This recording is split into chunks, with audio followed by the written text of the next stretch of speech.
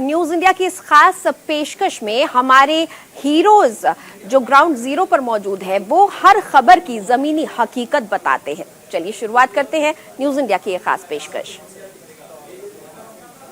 Ukraine में फंसे भारतीय छात्रों को वापस लाने के लिए जो demand Bhim army Azad Samaj party के कार्यकर्ता जो है आज जो रशिया एम्बेसी है उसका घेराव करने के लिए जा रहे थे। हालांकि उनको 3 मूर्ति पर ही रोक लिया गया है। सभी लोगों को बस में जो है पुलिस ने डिटेन कर लिया है। यहाँ पर बड़ी संख्या में पुलिस बल तैनात है। नारेबाजी जो है जो आज़ाद समाज पार्टी भीम आर्मी के कार्यकर्ता हैं वो नारेबाजी भी कर रहे हैं। उनका कहना है कि जो तमाम छात्र जो है यूक्रेन में फंसे हैं अभी उनको वापस लाया जाए। हालांकि भारत सरकार ऑपरेशन गंगा के तहत कई हजार छात्रों को वापस लेकर के आई है, लेकिन इनकी डिमांड है कि अभी भी छात्र यूक्रेन में फंसे हुए हैं और भारत सरकार आराम से बैठी है। प्रधानमंत्री नरेंद्र मोदी खुद जो है आराम से बैठे हैं और जो छात्र अभी तक फंसे हुए हैं उनको वापस लाने के लिए भारत सरकार कोई कदम नहीं उठा रही है। ऑपरेशन गंगा को बंद कर दिया गया है, ऐसा आरोप भीम आर्मी आजाद समाज पार्टी के कार्यकर्ताओं का है। वीडियो जर्नलिस्ट उपेंद्र के साथ संजीव कुमार, न्यूज इंडिया, दिल्ली। रूस और यूक्रेन का जो महायुद्ध चल रहा है जिसकी वजह से वहाँ भारतीय छात्र फंसे हुए हैं, उनको रेस्क्यू किया जा रहा है। भारत सरकार उनको निकालने के पूरा प्रयास कर रही है और कुछ छात्राएं वहाँ से आई भी हैं। हमारे साथ आकांक्षा शुक्ला हैं जो मेडिकल की पढ़ाई कर रहे थे यूक्रेन में। आइए बात करते हैं कि किन परिस्थितियों से वहाँ से निकली और कैसे रेस्क्यू हुआ है। पहले तो आपका जो वहाँ का अनुभव है वो बताइए कि बमबारी के बीच में आप वहाँ इतने दिन रहे, क्योंकि आज 14वां दिन है और आप परसों ही आप लौट के आओ। कैसा लग रहा था और क्या आपको महसूस हो रहा था वहाँ पर? अब बम गिर रहे हैं तो जाहिर सी बात है सबको डर ही लगेगा। तो वही चारों तरफ डर का माहौल था और सब लोग बंकर में छुप के बैठे थे, बस क्या। अच्छा, भारत एम्बेसी वहाँ से आपको कैसे रेस्क्यू किया? आप अपना थोड़ा सा ये बताइए कि वहाँ से आपकी जर्नी कैसे रही भारत स्वदेश लौटने की, और वहाँ से यहाँ तक की जर्नी क्या थी? एम्बेसी ने वहाँ पे कोई सपोर्ट नहीं किया। वहाँ से हम लोग को मैक्स टू मैक्स उन्होंने कीव के रेलवे स्टेशन तक पहुँचाया। वहाँ से बस लेके बॉर्डर तक पहुँचना वो सब हमने अपने दम पे किया है। एक बार बॉर्डर क्रॉस करने के बाद एम्बेसी ने बहुत सपोर्ट किया, बट बॉर्डर तक एम्बेसी ने ज़्यादा सपोर्ट नहीं किया है। तो मतलब सब बच्चों ने खुद से ही किया है जो किया है। अच्छा, कितने बच्चे आपके साथ थे और आपको वहाँ से निकलने में कितने घंटे का सफ़र रहा? बच्चे तो बहुत साथ में थे। जब हम लोग स्कूल में रुके थे तब वहाँ 400 बच्चे थे। फिर उसके बाद जब हम लोग ट्रेनों में चढ़ रहे थे तो ट्रेन इतनी ज़्यादा भीड़ थी तो सब अलग अलग हो गए। फिर उसके बाद जब हम लोग बस से बॉर्डर आ रहे थे तब बस में 80 बच्चे थे। फिर उसके बाद मतलब बार बार सब बिछड़ रहे थे, अलग अलग हो रहे थे क्योंकि वहाँ पे बहुत ज़्यादा केओस था। तो नहीं, जब मान लीजिए जब सायरन बजता था और कहीं न धमाका होता था तो क्या लगता था? आपके साथ और भी छात्र थे, उनको क्या लगता था कि यहाँ से निकल पाएंगे? निकलने के बारे में हमको कुछ भी नहीं पता था क्योंकि वहाँ के सारा ट्रांसपोर्ट सब कुछ एकदम ठप पड़ा था। सिर्फ ट्रेनें चलती थी लेकिन हमारे पास रेलवे स्टेशन तक पहुँचने का कोई सोर्स नहीं था। 1-2 बार हमने कोशिश की रेलवे स्टेशन जाने की, बट हमें वहाँ पे भी मतलब रेलवे स्टेशन पे भी गोलियाँ चल रही थी तो वहाँ पे भी सेफ़ नहीं था। तो इसलिए हमें नहीं पता था कि हमें आगे क्या करना है। पहले हमें लगा कि शायद एम्बेसी हमारी हेल्प करेगी, बट जब 1 हफ़्ते तक ऐसा कुछ नहीं हुआ तो फिर एम्बेसी ने बोल दिया कि अब आपको यहाँ से निकलना पड़ेगा। तो एम्बेसी ने हमें वहाँ तक रेलवे स्टेशन जाने तक के लिए बस प्रोवाइड कराई थी। फिर रेलवे स्टेशन पे तो इतनी भगदड़ थी तो फिर जिसको जो ट्रेन मिल रही थी सब उसमें किसी तरह चढ़ रहे थे। जैसा कि आकांक्षा शुक्ला ने साफ तौर से कहा कि यूक्रेन और रूस की जो लड़ाई रही उसमें जिस तरह से बम गिरते थे उसमें दिल दहलाने वाले बम ब्लास्ट होते थे, लेकिन इनको ये था कि जिस कैंपस में थे वहाँ बम नहीं गिरेंगे, ये बताया गया था, कुछ दायरा था। लेकिन आज वो अपने घर पे हैं और खुश हैं और धन्यवाद भी दिया है इंडियन एम्बेसी को जो वो यहाँ तक लाए हैं। भारत सरकार को भी धन्यवाद दिया है और कहीं ना कहीं बहुत खुश लग रही हैं। कैमरा पर्सन सलमान हदर के साथ रवीश वर्मा, न्यूज इंडिया, कानपुर। 10 मार्च को 5 राज्यों के विधानसभा चुनावों के परिणाम आने हैं और उसके पहले राजनीतिक दलों ने अपनी तैयारियां शुरू कर दी हैं। इस वक्त हम भारतीय जनता पार्टी के मुख्यालय में मौजूद हैं और यहां पर आप देख सकते हैं कि 10 तारीख की तैयारी किस तरह से की जा रही है। पांडाल सजाए जा रहे हैं और साथ ही साथ यहाँ पर जो पैनलिस्ट बैठेंगे, जो डिबेट होगी पार्टी की, उसकी तैयारी अंतिम स्वरूप में इस वक्त चल रही है। यहाँ पर तमाम कारीगर हैं, वो अपने काम को कर रहे हैं, हम उनसे भी बात करेंगे। कब से कर रहे हैं काम? कल रात से। कल रात से। कब तक ये काम पूरा हो जाएगा? रात तक हो जाएंगे। आज रात तक हो जाएगा। देखिए आज रात तक ये काम पूरा हो जाएगा। यहाँ पे और भी तमाम कारीगर हैं। यहाँ पर क्या कुछ बनना है मैं भी जानेंगे। ये क्या बनवा रहे हैं यहाँ पे? पंडाल। यहाँ पे केबिन बन रहा है सर, यहाँ पे केबिन बन रहे हैं। जो मीडिया वगैरह जो भी हैं वो भी इनके अंदर अपना वो लगाएंगे, टीवी भी लगेगा उसके अंदर। जो सदस्य हैं बीजेपी का वो सब आएंगे यहाँ पे और हर चीज़ का जो है सो अपना वोट के इलेक्शन के बारे में बताएंगे। जीत का खुशी है उन लोगों का, लहर है भारतीय देखिए जनता सीधे पार्टी। तौर पर इनका कहना है कि भारतीय जनता पार्टी जो है वो अपने तरफ से पूरी तैयारी, चाक चौबंद तैयारी यहाँ पर कर रही है और साथ ही साथ यहाँ पर भारतीय जनता पार्टी के जितने भी पदाधिकारी हैं वो मौजूद होंगे। पूरी मीडिया का जमावड़ा होगा, टीवी स्क्रीन्स लगी होंगी, साउंड सिस्टम लगे होंगे और साथ ही साथ जब जीत का जश्न होगा तो इस जश्न में शामिल होने के लिए भारतीय जनता पार्टी के इसी दफ्तर में देश के प्रधानमंत्री नरेंद्र मोदी से लेके अमित शाह तक पहुंचेंगे और एक भव्य जश्न भी यहां पर होगा। कैमरा पर्सन शिव कुमार के साथ अजस्र पीयूष शुक्ला, न्यूज इंडिया, नई दिल्ली। 2022 विधानसभा का चुनाव खत्म हो चुका है और अब प्रत्याशियों की जो किस्मत है वो ईवीएम मशीन में कैद हो गई है। ये है राजधानी लखनऊ का रमाबाई अंबेडकर मैदान। यहाँ पर कल सुबह 8 बजे से जो वोटिंग है उसकी गिनती होनी है, लेकिन उसके पहले हम आपको दिखाएंगे। ये देखिए, ये तमाम जो पार्टियां हैं उनके प्रत्याशी जो हैं वो यहाँ पर खड़े हुए हैं।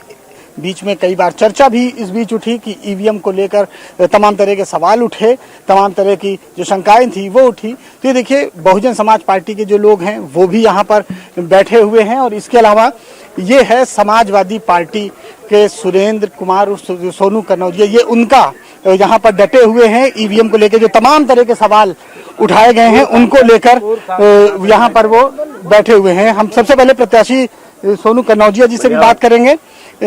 सोनू जी, आप लोग यहाँ बैठे हुए हैं, क्या कारण है? कारण तो यही है कि जिस तरीके से हम लोग देख रहे हैं कि ये भारतीय जनता पार्टी बेईमानी पे उतारू है। 23 तारीख से जब से वोटिंग हुई है हम लोग यहाँ पर 24 घंटे डटे हुए हैं, अपनी ईवीएम की सुरक्षा कर रहे हैं। यहाँ पे कोई गड़बड़ी क्या कोई नजर आई है इसी आपको अभी तक? नहीं, गड़बड़ी तो नहीं नजर आई, लेकिन एक बात जरूर है कि भारतीय जनता पार्टी का कोई नहीं नजर आया यहाँ पर। अच्छा, ठीक है। हमारे साथ हैं समाजवादी पार्टी की पूर्व सांसद और इस बार प्रत्याशी भी सुशीला सरोज जी। आप लोग यहाँ डटे हुए हैं, ईवीएम को लेकर क्या शक है? किस तरह के मतलब माहौल जो इस समय क्रिएट हुआ है? कल से कहीं ईवीएम की बात हो रही, बनारस की ही बात कर लें तो लखनऊ में आप लोग किस तरह से यहाँ पर डटे हुए हैं? देखिए, हम लोग आज नहीं डटे हैं। जब से चुनाव हुआ है और मशीनें यहाँ रखी गई हैं, हम लोग 23 तारीख से डटे हुए हैं। हमें आशंका थी कि कुछ भी हो सकता है। अभी 4-5 दिन पहले की बात बताऊं, एक गाड़ी यहाँ पकड़ी गई जिसमें ताले भी थे, हथौड़े भी थे, रिंच भी थे। मैं नहीं जानती क्या कारण था, लेकिन हम लोगों को शक हुआ कि ये कुछ भी कर सकते हैं। तो उस दिन मामला रफा दफा हो गया। अब आपने देखा कल बनारस में, फिर इसके बाद देखा आपने हरदोई में, हर जगह डीएम कहता है कि ये प्रशिक्षण के लिए ईवीएम मशीनें जा रही हैं। ये कौन सा प्रशिक्षण है? चुनाव हो गया, कल काउंटिंग होगी, ये प्रशिक्षण कहाँ से आ गया है?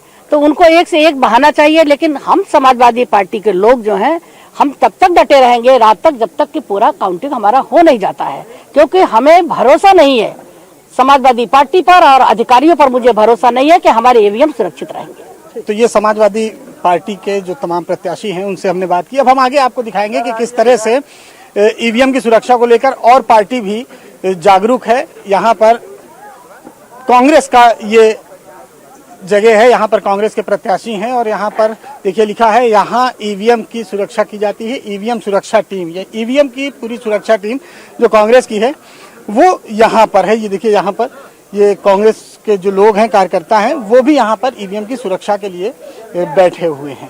ये तमाम लोग कांग्रेस से हैं, समाजवादी पार्टी और बहुजन समाज पार्टी के लोग यहाँ पर हैं। हालांकि भारतीय जनता पार्टी के लोग यहाँ पर अभी दिखाई नहीं दे रहे हैं। कैमरामैन हरि के साथ नीरज मिश्रा, न्यूज इंडिया, लखनऊ। मतगणना को लेकर चंद घंटे बचे हैं और ऐसे में मतगणना से ठीक एक दिन पहले ईवीएम को लेकर अखिलेश यादव का एक बड़ा बयान आने के बाद में ईवीएम की निगरानी कर रहे सपा कार्यकर्ताओं की निगाहें और भी चुस्त दुरुस्त हो गई हैं। इस समय हम हैं लखीमपुर खीरी के स्ट्रांग रूम मंडी स्थल के पास, जहां पर आप देख सकते हैं कि अंदर वो जहां से प्रशासनिक लेयर शुरू होती है और उसके अंदर जहां स्ट्रांग रूम में जो है ईवीएम रखी हुई है, और बाहर बैठे हैं समाजवादी पार्टी सहित अन्य कुछ पार्टियों के कार्यकर्ता जो घंटे घंटे बारिश से 7 तारीख से लगातार जगकर यहां इस ईवीएम की सुरक्षा कर रहे हैं। हमारे साथ इसमें मौजूद हैं कस्ता विधानसभा के पूर्व विधायक समाजवादी पार्टी के मौजूदा प्रत्याशी सुनील कुमार लाला, जो निगरानी कर रहे हैं। इनसे शुरुआत करते हैं, क्या कुछ दिशा निर्देश हैं आप लोगों को ईवीएम की निगरानी को लेकर? समाजवादी पार्टी के आदरणीय राष्ट्रीय अध्यक्ष परम आदरणीय अखिलेश यादव जी ने, और जिस तरीके से भाजपा सरकार में तानाशाही रवैया चल रहा है, उसको हम लोग देखते हुए लगातार आपने आदरणीय अखिलेश यादव जी के निर्देश को हम लोग अपने 8 विधानसभा की निगरानी कर रहे हैं। हमारे जनपद लखीमपुर खीरी में अभी तक ऐसी कोई घटना नहीं घटी है, लेकिन हम लोग चारों तरफ से पूरा चुस्त दुरुस्त रखे हुए हैं। हम लोग रात दिन एक करके 5 साल लगातार चुनाव लड़े हैं। अब एक दिन की बात बची हुई है। इन 12 घंटे से 24 घंटे के बीच में हम लोग लगातार अपनी ईवीएम बचाने का काम करेंगे। ईवीएम बचाने को लेकर ऐसी मंशा फिर कैसे आ जाती है, कहाँ से आ जाती है? क्योंकि प्रशासनिक दायरे में है ईवीएम, 3 लेयर की सुरक्षा में है, और ऐसे में उस पर सुरक्षा को लेकर सवाल खड़े किए जाते हैं। कहाँ से ये आशंकाएं जन्म लेती हैं? कहीं न कहीं अगर घटना घटी है, मैंने पहले ही बता दिया है कि जनपद लखीमपुर खीरी में ऐसी घटना नहीं है। अगर अन्य जनपदों में कुछ हो रहा है, उस होने से पहले हम अपने जनपद को अच्छा चुस्त दुरुस्त रखें। प्रशासन भी मेरा सहयोग कर रहा है और हम प्रशासन का भी सहयोग कर रहे हैं। तो कुछ और भी लोग हैं जो लगातार बारी से यहाँ घंटा क्रम में पड़े हुए हैं। हमारे साथ एक वीर जी हैं, हमने देखा कि लगातार कई दिनों से हम जब भी आए हैं तो यहाँ मौजूद मिले हैं, एक बड़ी सख्त ड्यूटी दे रहे हैं। क्या कुछ जो है उम्मीद के साथ में डेरा डाला है आपने यहाँ पे? देखो जी, हम लोग जीत चुके हैं पूरी तरह से। जनता ने वोट हमको दी है और भाजपा वाले कह रहे हैं कि 300 और 325 के पार हम जाएंगे। तो हमें इसी चीज़ों से शंका हुई, और जो 3 ट्रक कल ईवीएम पकड़े गए हैं, इससे और हम लोगों को शंका बड़ी हो गई। इसके लिए पूरा प्रदेश में पूरे में चुस्ती दुरुस्ती रखी जा रही है, ईवीएम की रखवाली करी जा रही है, और प्रशासन हम लोगों को बेर दिखाता है, जब भी कहते हैं साथ ले जाके हम लोगों को दिखाता है। ये वो लोग हैं जो ईवीएम की निगरानी में लगातार लगे हुए हैं, और ऐसे में एग्जिट पोल का भाजपा को मजबूत स्थिति में दिखा देना इनके शंका को और बढ़ा देता है। कल वाराणसी में ईवीएम पकड़े जाने के बाद समाजवादी पार्टी के राष्ट्रीय अध्यक्ष अखिलेश यादव काफी संजीदा हो गए, और उन्होंने तत्काल प्रेस कॉन्फ्रेंस कर जो है वो किया। इसी के उसमें कल मतगणना होनी है। ऐसे में उन्होंने अमेठी में जो है प्रभारी नियुक्त किया है, वो हमारे साथ इस समय मौजूद है। मतगणना प्रभारी के रूप में इनको स्पेशली भेजा गया है यहाँ पर, और क्या वो इस समय हमारे साथ मौजूद, उनसे हम पूछेंगे।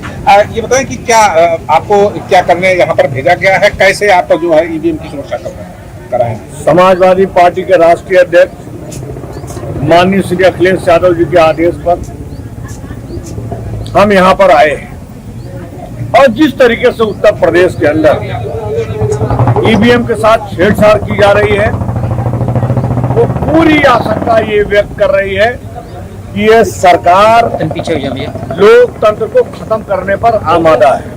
आपको जो है चुनाव आयोग पर भरोसा नहीं है? हमको सब पे भरोसा है, इसीलिए हम आए हैं कि जो हमारे ईमानदार पत्रकार भाई हैं, ईमानदार हमारे पुलिस के जवान हैं, ईमानदार हमारे अफसर हैं, वो हमारी मदद करें। इसलिए कि ये लोकतांत्रिक देश है। लोकतंत्र में इस तरह की घटनाएं वो शुभ संकेत लोकतंत्र के लिए नहीं है। जिस तरीके से हमको किसानों ने, नौजवानों ने, छात्रों ने पूरी ताकत के साथ वोट डाला है, हमारी सरकार बनने जा रही है, और 7 तारीख को 6 बजे मतदान समाप्त हो रहा है, और 6:30 बजे एग्जिट पोल आ जा रहा है कि उत्तर प्रदेश के अंदर ये होने जा रहा है। ऐसे इन्होंने बंगाल में भी किया था कि बंगाल में ममता जी को हरा दिया था इन्होंने, और वही फार्मूला इन्होंने उत्तर प्रदेश में लागू करने का षड्यंत्र रचा है।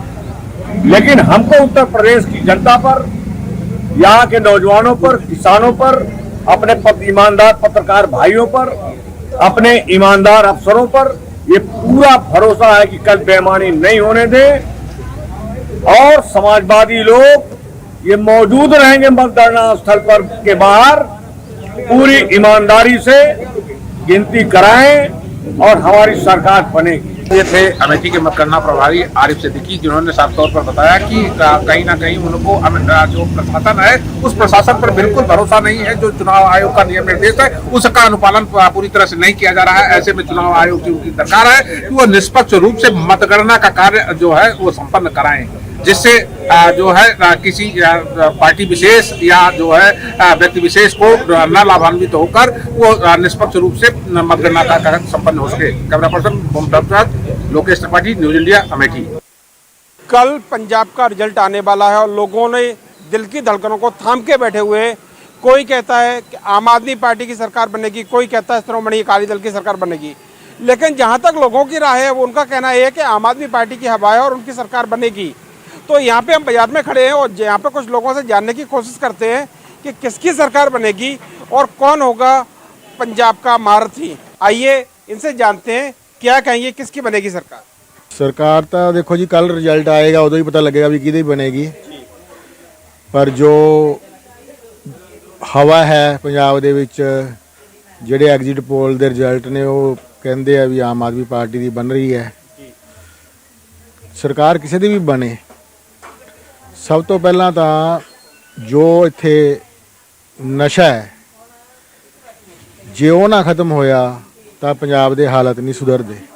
नहीं, ये जो मुद्दे हैं ये अलग बात है। कल रिजल्ट आना है, आम आदमी पार्टी के बता रहे हैं अब हवा चल रही है, लेकिन 2017 में भी आम आदमी पार्टी की हवा हुआ था, उलटफेर काफी हुआ था। इस बार आपको क्या लगता है?